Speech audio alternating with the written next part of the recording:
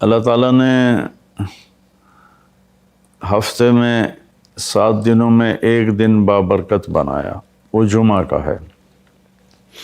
اللہ تعالیٰ نے قوم یہود سے کہا کہ میرے علم میں ایک دن ہے بہت برکت والا، وہ تم ڈھونڈو اور چن لو۔ تو انہوں نے خطا کھائی اور ہفتے کا دن چن لیا۔ ہفتے کو یہودی عبادت کرتے ہیں، کام نہیں کرتے۔ پھر اللہ تعالیٰ نے عیسیٰ علیہ السلام کی قوم سے کہا کہ ایک دن میرے بارگاہ میں بہت بابرکت ہے، دعائیں قبول ہوتی ہیں، اسے تم ڈھونڈو۔ ان پہ چھوڑا تو انہوں نے اتوار چن لیا۔ لیکن جب ہماری باری آئی تو اللہ نے ہمیں نہیں کہا کہ ڈھونڈو۔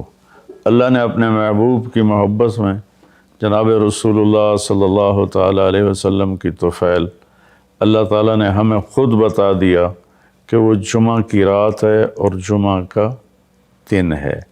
یہ سب سے بہترین دن ہے جمعہ کا، اور پورے سال کے لحاظ سے جمعہ کی رات سب سے بہترین رات ہے۔ خصوصی طور پر پھر شب قدر سب سے اعلیٰ ہو جاتی ہے، لیلۃ القدر سب سے اعلیٰ ہو جاتی ہے۔ تو وہ 21، 23، 25، 27، 29 کی راتوں میں کوئی ایک رات ہوتی ہے، تو وہ اللہ تعالیٰ نے بہت ہی بابرکت بنائی۔ اللہ ہمیں نصیب فرمائے۔ تو جمعہ کا دن اللہ تعالیٰ نے پسند فرمایا۔ اس میں ایک گھڑی دعا کی قبولیت کی ہے، وہ چھپی ہوئی ہے۔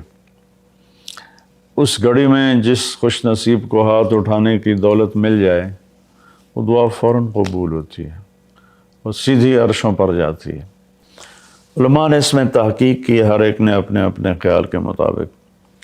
بعضوں کے نزدیک جب امام خطبے کے لیے ممبر پہ آتا ہے تو وہ دعا کی قبولیت کا وقت ہے۔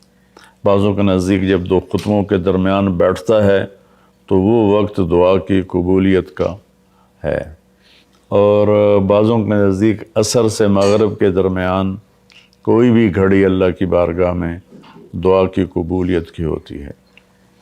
تو جمعہ کی نماز کو اللہ کے نبی نے بہت اہم قرار دیا، اور ارشاد میں بڑے دکھ کے ساتھ یہ حدیث بیان کر رہا ہوں۔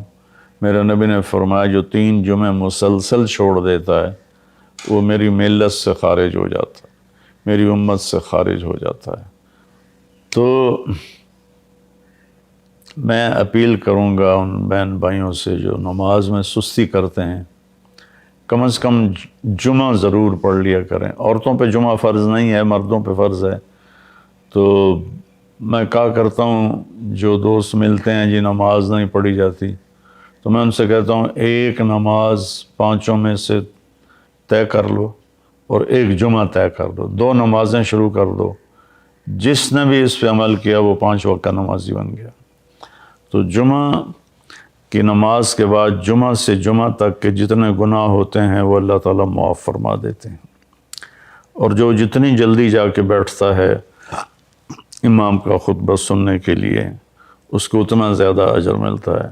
رمضان المبارک میں جنگ بدر ہوئی، 17 رمضان جمعہ کا دن، اور اللہ نے قیامت کو بھی جو قائم کرنا ہے جمعہ کا دن۔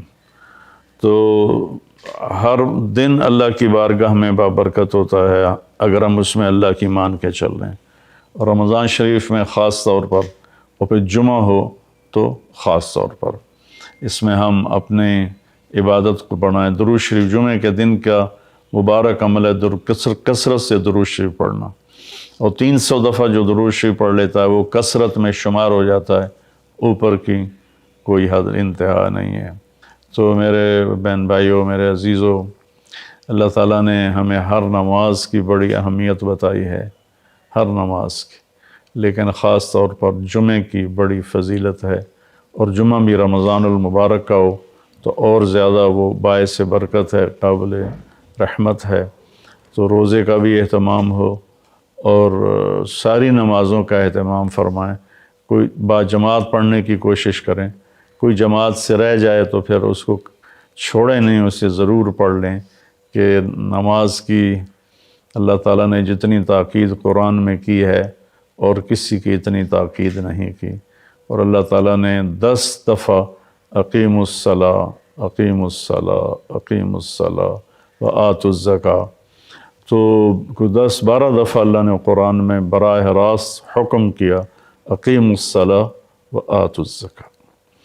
اور ادھر اللہ پاک کی رحمت کے دروازے کھلے ہوئے ہیں، اللہ کا عرش پہلے آسمان پر ہے، جنت کے دروازے کھل چکے ہیں، جہنم کے دروازے بند ہو چکے ہیں۔ اور میرے نبی کا فرمان ہے کہ اگر میری امت کو پتہ چل جائے رمضان کیا ہے تو تمنا کریں گے کہ سارا سال ہی رمضان ہو، اتنی اللہ کی رحمت ہوتی۔ اللہ نے فضل فرمایا، صرف 1 مہینے کے لیے ہمیں اللہ تعالیٰ نے اس کا پابند کیا۔ تو میرے بھائی بہنوں، اس مہینے کو قیمتی بناؤ۔